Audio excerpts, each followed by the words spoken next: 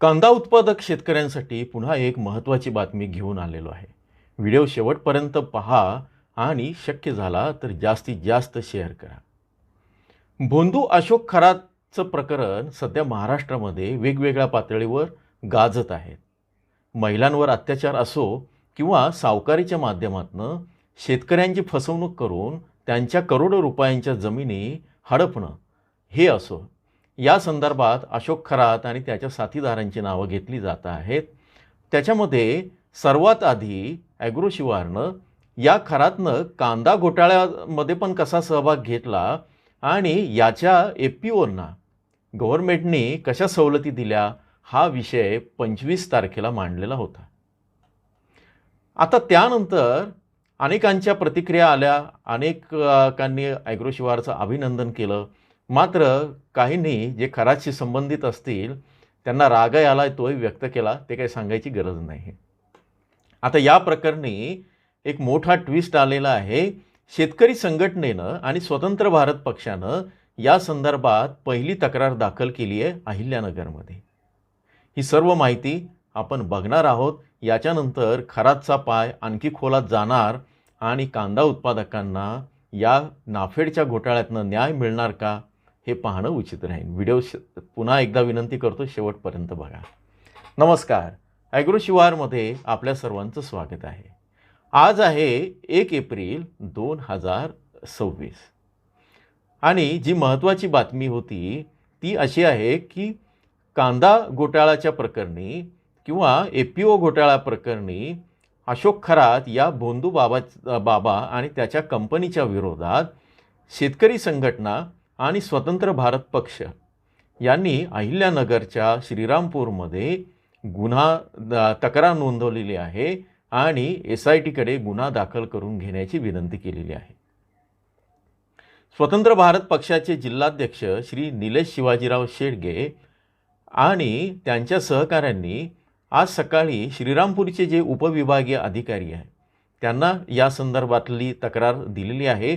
या संदर्भात जी काही कागदपत्रं आपल्या आणि त्यांच्या हाती लागली होती ती सुद्धा त्यांनी पोलिसांकडे दाखल केलेली आहे आणि त्यांनी विनंती केलेली आहे की नाफेड NCCFच्या अधिकाऱ्यांशी हा जो अशोक खरात आहे याने बोगस FPCच्या माध्यमातून संगनमत करून जे काही घोटाळा केला आहे कांद्याचा आणि शेतकऱ्यांची फसवणूक केली आहे त्यांची या सगळ्या गुन्ह्यांचा तपास SIT मार्फत करण्यात यावा. या संदर्भात शेतकरी संघटना, स्वतंत्र भारत पक्ष आणि शेतकरी संघटनेच्या महिला आघाडीच्या वतीनं अहिल्यानगर जिल्ह्याच्या ही तक्रार दाखल करण्यात आलेली आहे. ही तक्रार दाखल केल्यानंतर तिथला पोलिसही अवाक झाले आणि त्यांची प्रतिक्रिया अशी होती की अरेच्या आता हा कांदा घोटाळा करायला लागला का. एकूणच निलेश शेडगे आणि त्यांचे सहकारी काय सांगत आहे ते आपण बघूया आणि त्यानंतर अशोक खरातचे कारनामे काय आहेत ते पण आपण बघणार आहोत. व्हिडिओ कंटिन्यू राहा. मी 2 मिनिटांनंतर परत तुमच्याशी पुढच्या माहिती घेऊन या अशोक खरातांचे कारनामे सांगणार आहे.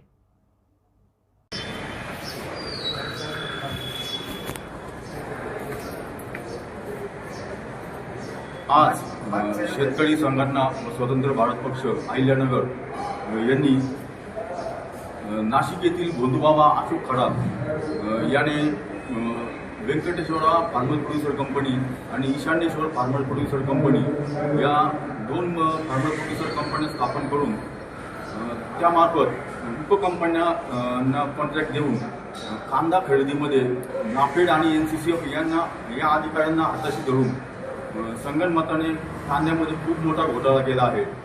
या घोटाळ्याची SIT मार्फत चौकशी करावी यासाठी शेतकरी संघटना आणि स्वतंत्र भारत पक्ष यांनी श्रीरामपूर येथील उपविभागीय पोलीस अधिकारी श्री जयदत्त भवडसाहेब यांच्यामार्फत हा गुन्हा दाखल करून SITकडे नाशिक SITकडे वर्ग करावा अशी मागणी केलेली आहे. त्यांनी आपली तक्रार दाखल करून घेऊन नाशिक SITकडे वर्ग केलेली आहे.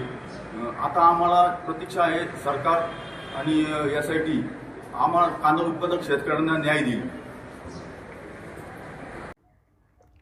आता खरातचे जे कारनामे आहे, व्यंकटेश्वरा ही कंपनी स्थापन केली आणि तो कसे उद्योग करायचा, भाव कसे पाडायचा त्याच्यातनं केवळ कांदाच नव्हे तर वेगवेगळ्या पिकांसंदर्भात त्याला स्टेट लेवल एजन्सी म्हणून मान्यता कशी मिळाली होती याचा सविस्तर व्हिडिओ आपण या व्हिडिओच्या शेवटी बघू शकता. त्याची लिंक मी देणार आहे.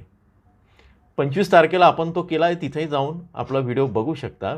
याच्यानंतर अनेकांच्या प्रतिक्रिया आल्या. काही कार्यकर्ते होते, काही प्रोड्युसर कंपन्यावाले होते आणि काही पत्रकार होते. मात्र अजून तरी कुठल्याही माध्यमांनी खरातचं प्रकरण किंवा कांदा घोटाळा आणि या सगळ्याशी जे काही आहे त्याच्या विरोधात जाऊन याविषयी छापण्याची अजून तरी कोणी हिंमत दाखवली नाही. एक तर त्यांना हे प्रकरण कळालं नसेल किंवा त्यांच्यावर त्यांच्या मालकांचा म्हणा किंवा आणखी कोणाचा तरी दबावही असू शकतो. हा तो त्यांचा विषय आहे. मात्र हा व्हिडिओ आल्यानंतर काही माध्यमांनी माझ्याशी कॉन्टॅक्ट केला, पण त्यांनी बातम्या मात्र छापू शकले नाहीत. ॲग्रो शिवारसारखे सगळेच मला असं वाटतं सरळ असे धडाकेबाज नसतात की रोखठोक नसतात, असंही काही शेतकऱ्यांचं म्हणणं आहे. आपण मात्र कांदा उत्पादकांसाठी ही माहिती देतच आहोत. माझ्याकडे आता जी माहिती आहे ती बघून तुम्हाला आणखी हे वाटेल, आणखी थोडासा धक्का बसू शकतो. एक GR आहे आणि हा GR आहे 16 फेब्रुवारी 2024चा.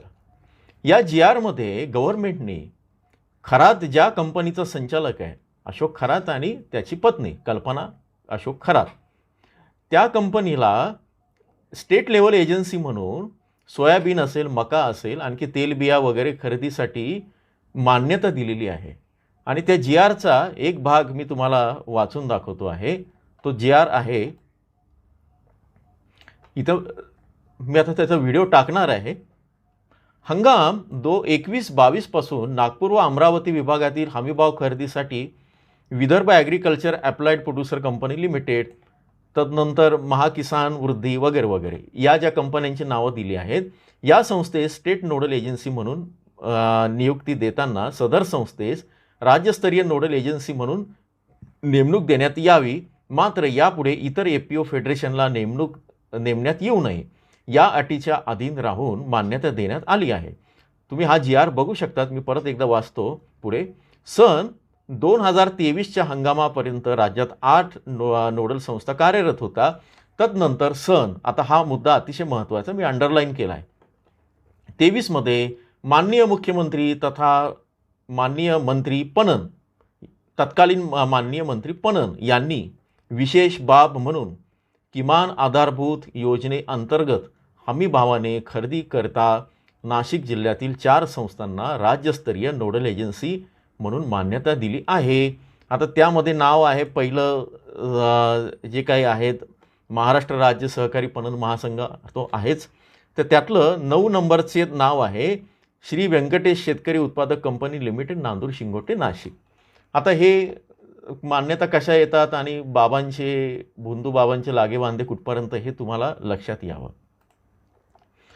आपण भोंदू बाबांची श्री व्यंकटेश्वरा नावाच्या कंपनीचं जो शोध आहे तो केंद्र सरकारची जी वेबसाईट आहे वाणिज्य मंत्रालयाची, तिथे तुम्ही त्या कंपनीचं नाव घेऊन शोध करू शकतात. इंडिया फायलिंग्ज सह कितीतरी वेबसाईट अशा आहे की जिथे या कॉर्पोरेट कंपन्यांचा सगळा डेटा असतो. तिथं आपण शोध घेतल्यानंतर या बाबाच्या नावावर आणखी एक कंपनी निघाली, bright sparks infra private limited. आता या ब्राईट स्पार्क्स इन्फ्राला 1 एप्रिल 2026 पर्यंत पेनल्टी लागलेली आहे. किती लागली आहे तर AOC 4च्या अंतर्गत 15,300, MGT 7च्या अंतर्गत 12,300 आणि एकूण टोटल पेनल्टी आहे 27,600. मात्र 90% वेवर म्हणजे 90% पेनल्टी माफ करण्यात आली, 24,840 आणि अमाऊंट उरली 2,760. आता ही कंपनी जी आहे हिचा पत्ता बघा, शॉप नंबर 4 आदित्य टॉवर्स, ओकस property, Canada corner, HPT college, Nashik, Maharashtra. सध्या ओकस प्रॉपर्टी आणि बंधुबुवाचं हे ऑफिस बरंच गाजतं आहे, तुम्ही बघितलं असेल वेगवेगळ्या व्हिडिओमध्ये आणि फोटोमध्ये सुद्धा.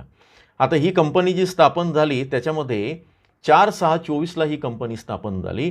अशोक खरात आणि आणखी 2 त्याचे त्यामध्ये डायरेक्टर आहे. आता या खरातवर क्लिक केल्यानंतर आणखी 2 कंपन्या सापडतात. पहिली सापडते bright sparks infra private limited, ज्याची माहिती मी तुम्हाला दिली. दुसरी सापडते Shri Venkatesh farmer producer company limited. आता व्यंकटेश फार्मर प्रोड्युसर कंपनी लिमिटेडची माहिती आपण बघितली तर ही कंपनी 7/12/2021ला स्थापन झाली आणि परवाच्या व्हिडिओत सांगितल्याप्रमाणे कल्पना अशोक कुमार खरात आणि अशोक कुमार एकनाथ खरात हे 17/11/22ला या कंपनीत आले. पुढे ते कसे प्रभाव टाकायचे आणि काय होतं हे याचा सगळा उल्लेख आपण मागे केलेला आहे, त्याचं रिपिटेशन नको.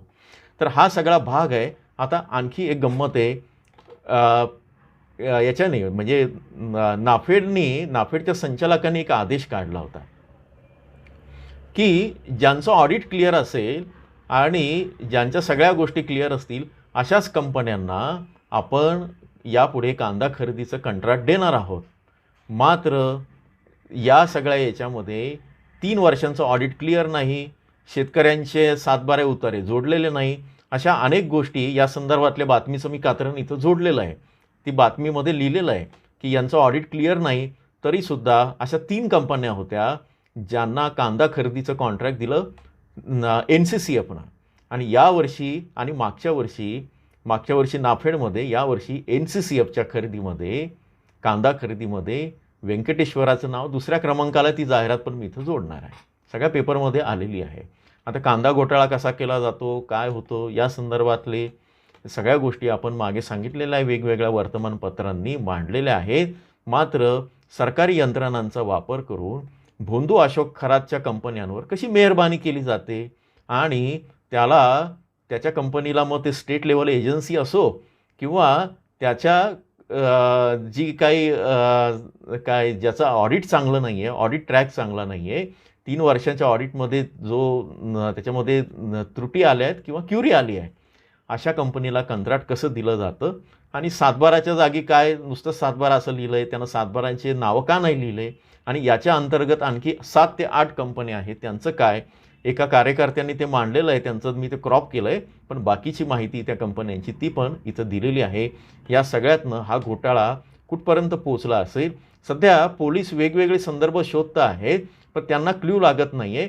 पण कदाचित असं होईल की अहिल्यानगर पोलिसांनी शेतकरी संघटनेची ही जी तक्रार ॲग्रो शिवारच्या व्हिडिओनंतर जी दाखल झाली, त्यानंतर कदाचित SIT प्रकरणी पोलीस याची दखल घेतील आणि त्यांना लक्षात येईल की अरे याचं तर सगळं आपण दुसरीकडे शोधत होतो, हे तर ते शेतकऱ्यांच्या कांदा घोटाळ्यामध्ये आहे.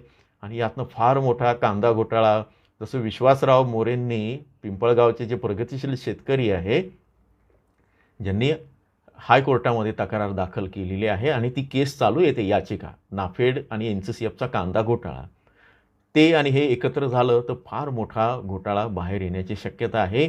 आणि त्यानंतर या सगळ्यांचं जर उघडकीस आलं तर शेतकऱ्यांचे कांद्याचे बाजारभावसुद्धा येणाऱ्या काळात पडण्याचं सुद्धा थांबू शकतं.